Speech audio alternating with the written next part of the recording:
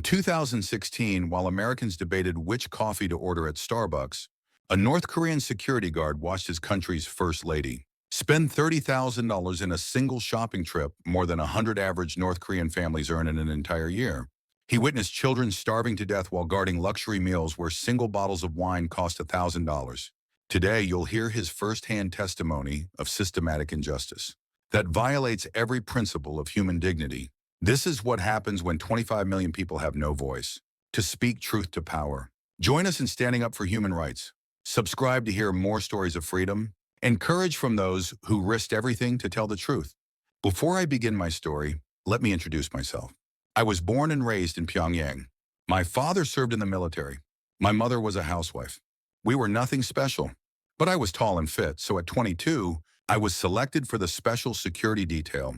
Back then, it felt like an honor. Our son is going to protect the supreme leader's family. My mother couldn't have been prouder. The neighbors were jealous. I heard guards get better rations. People said things like that. It made me proud. Spring of 2016, I was assigned to Resol Ju's security detail. The first few months, I just followed her around. Vehicle security during on-site guidance. Entrance security at events. Nothing special. It was just work. Then came that fall. Shopping security today. First time for you, right? Don't be nervous. You'll do fine, a senior guard told me. Shopping security? How hard could it be? That day changed my life. Resol Ju headed to a building in central Pyongyang. From the outside, it looked ordinary. Inside was a different world. They called it the special store. Regular citizens could never enter. A foreign currency shop. The moment I walked through that door, I couldn't believe my eyes. Import goods everywhere. French cosmetics. Each bottle packaged like a work of art. Swiss watches, gleaming inside glass cases. Italian handbags. The leather smell hit me. Is this all real? I muttered under my breath. Our neighborhood ration office barely had corn. This place felt like another country. No another world. Resol Ju shopped for over an hour. This one, this one, this one. Wrap them all? She just pointed. Staff came running. She never looked at price tags. If she liked it, into the bag it went. Cosmetic sets, 5 handbags, multiple pairs of shoes, clothes. I watched them calculate the total. The clerk spoke carefully. That comes to $30,000 in dollars. In our money, that was about 30 million won at the exchange rate. One shopping trip, 30 million won in one trip. My head spun. Is this possible? My monthly salary was 3,000 won. Guards got paid well compared to most. People in my neighborhood lived on 1 or 2,000 won a month. And this woman just spent 30 million in an hour. I helped load the wrapped items into the car. My hands shook. From anger or shock, I couldn't tell. On the way home, my mind raced. My mother spends forever deciding whether to buy one measure of corn at the market. Her face flashed through my mind. The way she bargained at the market. Please, just knock off 1,000 won. The pleading in her voice. That night, I couldn't sleep. What am I? What am I protecting? The thought hit me for the first time, but I shook my head. No. I'm working for the country. It's an honor to serve the supreme leader's family. I told myself that, but something felt wrong deep down. A nagging feeling. That feeling only grew stronger. I didn't know then. This was just the beginning. A few months passed. Shopping security continued. 2 or 3 times a month, minimum. Each time shocked me. I thought I'd get used to it. Instead, it got harder to bear. I kept track of Resol Ju's shopping list. Over 20 Hermès bags. Each cost tens of thousands of dollars. We got this season's new arrivals. The staff would say, and she'd order immediately. Chanel clothes came in every season too. Spring collection arrived. Summer pieces ready. Fall line has beautiful items. Staff would call to let her know. She'd come right away. Bought dozens of pieces at once.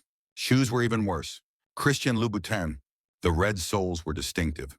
I like this one. She'd say, then buy the same design in every color. Black, white, red, beige. Multiple colors of one design. I counted over 50 pairs. One time she didn't like a bag she'd ordered. This color doesn't match the photo. Order it again. It was flown in from China. She saw the real thing and got upset. Is this what I asked for? Get the exact color. Again. That bag cost $50,000. $50,000. 500 million won in our money.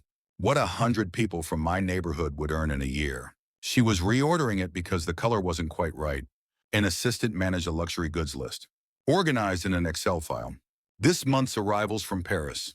Next month's Milan orders. Like managing a business project. Systematic. I just stood there and watched. This money could feed our whole neighborhood for a year. The thought came every time. One Hermès bag would feed my family for 6 months. Anger built up inside me. At first I was just surprised. So this is how rich people live. That's all? But gradually I saw it differently. This isn't just wealth. This is hard to put into words. I called my mother once. Mom, how are you these days? Oh, you know, getting by. Rations aren't coming, so I'm buying corn at the market. Prices went up again. My chest tightened. My mother worried about corn prices. The woman I guarded spent tens of thousands of dollars at a time. Is this right? Same country, same people? Other guards felt the same way. During breaks, a senior guard spoke up. Hey, I don't know what we're doing anymore. Is protecting these people the right thing? Shh, careful. Big trouble if they hear. Another colleague warned. But we all knew. Something was wrong. This wasn't normal. Every night before sleep, I thought about it. Tomorrow's another shopping trip. Watching tens of thousands of dollars disappear again. My chest felt heavy. Like I couldn't breathe. That's how I changed bit by bit. From loyal guard to questioning man. But the real shock hadn't come yet. Summer of 2017, I got assigned to dinner security. First time entering Resul Jew's residence. A senior guard whispered to me, "Don't ever talk about what you see inside." Got it? Yes, understood. When I entered the dining room, I couldn't believe my eyes again. Food on the table. French wine, Japanese wagyu, Russian caviar, Italian truffles. Things I'd only seen on TV were right in front of me, the chef explained. Today's wine is flown in from France. $1,000 per bottle. This beef is Kobe Wagyu from Japan, $500 per kilo. He spoke like he was bragging. Thousands of dollars per meal, every day. If Resul Jew didn't like the food, she had it removed immediately. This isn't good. Make it again. Barely half-eaten dishes went straight to the trash. The First Lady has particular taste. The chef sighed. I stood there watching. Good food being thrown away. Hundreds of dollars per plate becoming garbage. My chest felt like it would burst. That very day, a colleague called. Brother? My younger brother. He's dead. His voice broke. What? What are you talking about? Back home. Malnutrition. My brother. I hung up, stunned. That colleague was from Gangwon province, outside Pyongyang. Rations had stopped long ago. His family was surviving on corn porridge. His brother starved to death. 22 years old. The moment I got that call, Resul Jew was eating lobster in the dining room. This one's fresh. Delicious. She looked satisfied. The sound of cracking lobster shells. My colleague's brother starved to death. Here they were eating lobster. This is a crime. I screamed inside. That night back at the quarters, I saw my colleague. His eyes were swollen from crying. Brother, I have to go home tomorrow. The funeral. Yeah, go ahead. Stay strong. No words of comfort came. I didn't know what to say. After he left, I sat there for a long time. What are we doing? Protecting these people while they stuff themselves? While our colleagues' families starve to death? My head was a mess. I thought of my mother. She was struggling too. Nothing at the ration office. Have to buy at the market, but where's the money? I wanted to call her, but I couldn't. What would I say? Mom, I watched them throw away thousands of dollars worth of food. Every day I thought of our neighbors. Mr. Kim from our neighborhood. Worked in the coal mine. Monthly salary of $2,001. 5 people living on that. The kids couldn't even eat proper school lunches. Mrs. Park. Sold corn at the market. Sat there all day. Barely made a few $1,001. Business is slow these days. The way she sighed. They were scraping by day to day. Here, thousands of dollars per meal. 10 neighborhood families' monthly food budget spent on one meal. Rage surged through me. Is this a country? Is this socialism? Everyone's equal, they said. All lies. Everything I'd learned crumbled. I couldn't sleep. Staring at the ceiling, I thought, can I keep working here? Can I keep protecting these people? No answer came. But one thing was clear. This wasn't normal. This was criminal. And I was standing in the middle of that crime. Early 2018, I got indirectly involved with Kim Ju-ae's education. When you're on security detail, you naturally hear things. Conversations, schedules, that kind of stuff. It shocked me. Just for English, there were 3 American native speakers. Pronunciation teacher, conversation teacher, writing teacher. Each was a specialist. Ju-ae must receive the best education. Resul Jew's words. Piano came from a Russian musician. She studied at the Moscow Conservatory. Excellent skills. The assistant bragged. 3 times a week, 2 hours per lesson. Tens of thousands of dollars per month just for lessons. Horseback riding brought in a coach from Switzerland. European-style riding has more class. Ju's thinking. They even imported the horse from abroad. Purebred, they said. I calculated the monthly education costs. Just what I heard added up to over $100,000 per month. Hundreds of millions in our money. For one child's education? Our neighborhood school doesn't even have heat. I thought of home, the elementary school I attended. Classrooms like ice boxes in winter. Kids blowing on their hands during class. Teachers taught in their coats. Kids, it's too cold today. Let's end early. Everyone cheered. Better to sit by the fire at home. But here, temperature-controlled education rooms. Top-of-the-line instruments. Imported textbooks. Dozens of people mobilized for one child. Jui's birthday was even more shocking. What should we get her this year? Ju asked her assistant. How about a diamond necklace? I saw a beautiful one. Sounds perfect. A few weeks later, I saw that necklace. $100,000. A gift for a 9-year-old. She's our princess. She deserves the best. Ju smiled. I stood there watching, speechless. That evening, I heard news from a colleague. Brother, my nephew can't go to school. Can't afford a notebook. His nephew lived in Hamgyong province. How much is a notebook? About 1,000 won. Can't even afford that. 1,000 won. 1,000 won in our money. A child couldn't buy a notebook for that. Here they were giving a $100,000 necklace for a child's birthday. This country is insane. I screamed inside. That same day there was news. Internal report. Several children got frostbite at a Pyongyang school. No heat. Classrooms dropped below freezing. Hands and feet froze. Sent to the hospital. A colleague said. Ju's child was playing piano in a climate-controlled room. In the same Pyongyang, children were getting frostbite. Alone that night, I thought, is this education? Is this a country? We were taught all children receive equal education. That's what socialism means. All lies. Some children get $100,000 per month in education. Some can't buy a 1,001 notebook. Some learn horseback riding from Swiss coaches. Some freeze in unheated classrooms. Same country. Same children. Beyond anger, sadness washed over me. I thought of my nieces and nephews. Back home. Were they eating properly? Going to school okay? I wanted to call but couldn't.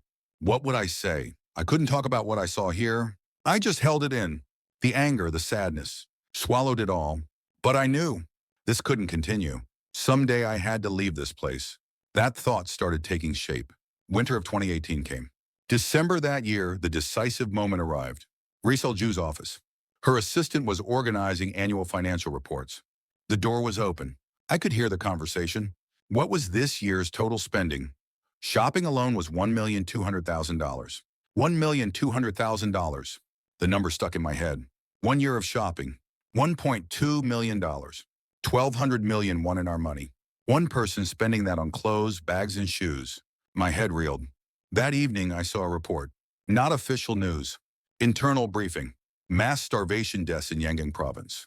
Over 500 just this winter. 500 people. Dead from starvation.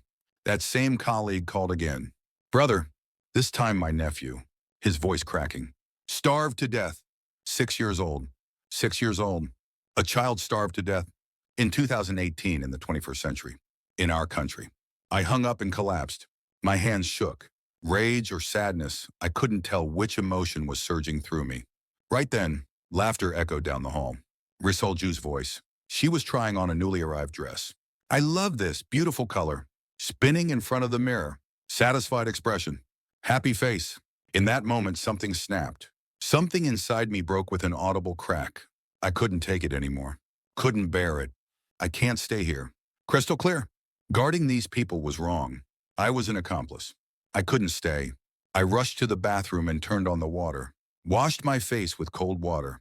Looked at myself in the mirror. A stranger. What are you doing? I asked myself. No answer came. That night, I called my wife. At our Pyongyang apartment. We'd been married 2 years. Honey, what? Something wrong? Hard to get the words out. But I had to. We need to leave. What? What are you talking about? Let's get out of here. Soon. Silence on the other end. She must have known what I meant. Really? Yes, really. I can't stay here anymore. Okay. Whatever you decide. I was grateful. She believed me without question. I hung up and looked outside. Pyongyang's night view. Lights everywhere. But beyond those lights, people were starving in the darkness. I have to leave. I must. Decision made. Before it was vague. Someday I'll leave. But now it changed. Get out as soon as possible. Concrete. The next day I started preparing. Carefully. Getting caught meant the end. I gathered information on defection routes. How to cross the border. Who could help? There was one guard colleague, a senior I called brother. I asked him carefully. Brother, hypothetically, if someone wanted to leave, how would they do it? He stared at me for a long time, then spoke quietly. You're thinking about it too. You too, yeah. I can't take it either. We sat in silence. Same thoughts. Be careful. Never get caught. He said, you too. We each started preparing our own paths. Didn't set a date yet, but the decision was firm. No more staying here. No more being an accomplice to unjust power. Spring of 2019, preparing to defect while still reporting to work every day. Security duties continued. Every day felt like torture. Risolju's a spa day. 3 times a week. Luxury spa inside a premium Pyongyang hotel. 3 or 4 hours each visit. You have to take care of your skin or you'll age. Consistency matters. Each visit cost thousands of dollars. Massage, facials, nails, hair, all together. That day was the same. On security duty, waiting outside. About 3 hours passed. A call came. My cousin. Hey, my mother. What happened? Hospital. Needs surgery but no money for medicine. I couldn't breathe. How much do you need? Just $200 would do it. But where would I get that? $200. 200,000 won in our money. Can't get surgery for that. I'll find a way somehow. But there was no way. My salary was nowhere near enough. Would take months of saving to get that much. In the end, I couldn't get it. A week later, news came. My cousin's mother passed away. Without surgery. Couldn't even hold a proper funeral. No money. We just buried her quickly. My cousin's voice trembled. I hung up and collapsed. On the bathroom floor, choked back the emotion rising up. Couldn't make a sound. $200. Just $200. At that very moment, Risolju came out of the spa. Good treatment today. My skin looks better. Satisfied expression. That day's cost was $3,000. $3,000 could have saved my cousin's mother. Could have saved 15 people. But that money went to skincare. Getting in the car, she told her assistant, order more French cosmetics next week. 100 serums. That last batch was good. Yes, ma'am. 100 serums. $500 each. $50,000 worth. I stood outside the car on security duty, listening. I clenched my fists, nails digging into my palms. I'm an accomplice too. The thought wouldn't leave my head. Protecting these people was participating in a crime. Nightmares every night. Dead people appeared. My colleague's brother, colleague's nephew, cousin's mother. You're on their side. You're with those people. No, I'm not. Then why are you still there? Why are you still protecting them? I had no answer. I told my wife, we need to leave soon. As soon as possible. Are preparations ready? Yeah, just a little more. Just wait a bit longer. I was gathering information on defection routes. Border area contact points, connections on the Chinese side. Dangerous information, piece by piece. Getting caught meant the end. My whole family would be taken. But I had to. Couldn't stay here anymore. A message from my colleague brother. I'm leaving next month. Really, Asuna? Yeah. Can't take it anymore. You be careful when you come out too. He left first. A month later, contact from China. Made it. Get out soon. Hope appeared. I can do this. I will get out. Guilt weighed on me, but certainty grew too. Had to leave. Had to abandon this post. Didn't want to be an accomplice anymore. Didn't want to stay silent about injustice. My longing for freedom grew. September 2019 finally set a date. September 20th. D-Day. The day before, my last shift. Risolju's shopping security. That special store again. This is the last time. My heart pounded. Anxious and excited. Mixed emotions. Risolju was her usual self. These shoes are pretty. Order them in every color. Christian Louboutin shoes. $3,000 per pair. She ordered 10 pairs. 10 pairs, same design? Yeah. Just different colors. Red, black, beige, white. $30,000. On shoes. I stood there listening. That money would feed 10 neighborhood families for a year. Same thought, even at the very end. After checkout, leaving the store, Ri Sol-ju spoke. New arrivals from Paris next week. Have to come back then. Yes, ma'am, the assistant replied. But I wouldn't be there then. Not in this country. Not in this position. End of shift. I arranged the security vehicle and escorted her to the residence entrance. Same routine as always. But for me, it was the last time. Good work, Ri Sol-ju said as she went inside. Rest well, ma'am. Final goodbye. A person I'd never see again. Driving away, I looked back. The luxurious residence. Windows brightly lit. Inside there, spending millions every day. Outside, people are starving to death. More sadness than anger. This was our country's reality, and it wouldn't change. Back at the quarters, barely any luggage. A few clothes, a little money. One photo, my mother's photo. Mom, I'm sorry. Leaving without telling you. Couldn't tell her. She'd try to stop me. Too dangerous. My wife was preparing at our separate apartment. We'd meet tomorrow, near the border. Couldn't say goodbye to colleagues either. Hey, see you tomorrow. Yeah, see you tomorrow. A lie. No tomorrow. Never again. I felt sorry, but there was no choice. Night deepened. Couldn't sleep. Looking outside, I thought, tomorrow I'll never see these lights again. Pyongyang's night view, the city where I was born and raised. A place I loved, but a place I could no longer live. Dawn broke. Woke up like usual. Washed my face. Got dressed. Packed my bag. Looked in the mirror. This is the last time. Now it begins. Left the quarters. Didn't look back. Afraid I'd waver. Headed to the train station. Train to the border region. My wife would be on board waiting. Stood on the platform. People moving busily. Everyone living their own lives. Will these people someday know freedom? The train pulled in. I boarded. Found my seat. Looked out the window. Pyongyang fading away. Goodbye. Someday, I'll return free. The train headed north. Toward the border. Toward a new life. Toward freedom. October 2019, I set foot on South Korean soil. Crossed the border, through China, through Thailand. 2 months of hell. That journey is too painful to fully describe. But we made it. Landing at Incheon Airport, my legs gave out. Honey, we're alive. I held my wife. We both cried. Entered Hanawan, Defector Resettlement Education Facility. 3 months of adaptation training for South Korean society. Got investigated by the National Intelligence Service there. You were Ri Sol-ju's security guard? Yes, that's right. What was the annual spending? Just what I saw. Over $2 million. The investigator's eyes widened. $2 million? Yes. Shopping, meals, education, spa. Combined, about that much. If you include what I don't know about, much more. I testified in detail. Brand names, prices, frequency, locations. Everything I remembered. The investigator shook his head. Hard to believe this is real. I didn't want to believe it either. After leaving Hanawan, a broadcaster contacted me. Could you testify about Ri Sol-ju's extravagance? I hesitated, scared to show my face. Thought of family still in North Korea, but I knew I had to. Yes, I'll do it. The world needs to know. My first broadcast interview aired. Did Ri Sol-ju really live that extravagantly? The anchor asked. Yes, I saw it directly. Every day, I spoke concretely. 20 Hermès bags, 50 pairs of Christian Louboutin shoes, meals costing thousands per sitting. Viewer response was huge. Is this for real? Can't believe it. North Koreans are starving. Reading comments, I thought, yes, this is necessary. People need to know. After that, I appeared on various broadcasts. Gave lectures too. Universities, civic groups, defector gatherings.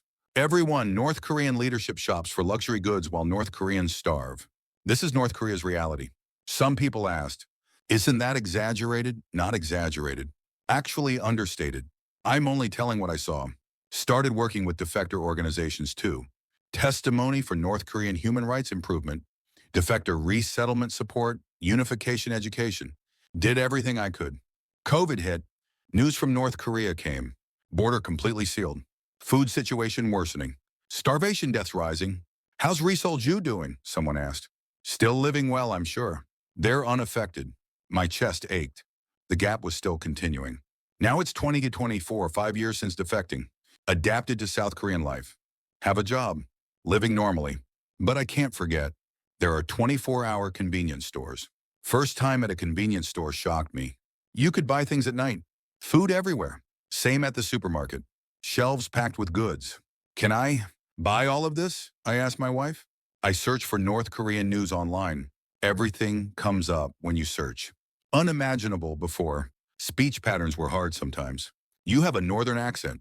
Um, People said, better now though. Food tasted different. They use a lot of sugar. Why is this so sweet? Couldn't adjust at first. But still, it's good. Same people. Same language. I miss my family in the north. My mother, siblings. Don't know how they are. If they're even alive. No way to contact them.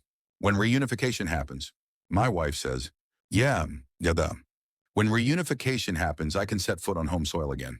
Hope we see reunification in our lifetime. Me too. Want to see reunification. Want to see North Koreans enjoy freedom. At every lecture I say this. What Ri Sol-ju spends in 1 year could feed an entire North Korean village for a year. This is North Korea's reality. I'm a witness. The world needs to know. When reunification comes, this inequality disappears. We can build a country where the same people prosper together. That's my hope. An elderly person once asked, during the Korean War, we didn't think we'd be divided like this. When can we meet again? We will meet. If our generation works hard. Tears welled up in their eyes. My hometown is in Hwanghae province. Want to visit before I die? You will. I promise. I will never be an accomplice to unjust power again. I'll live freely in the Republic of Korea, following my conscience. This is true freedom. Things I couldn't do in North Korea.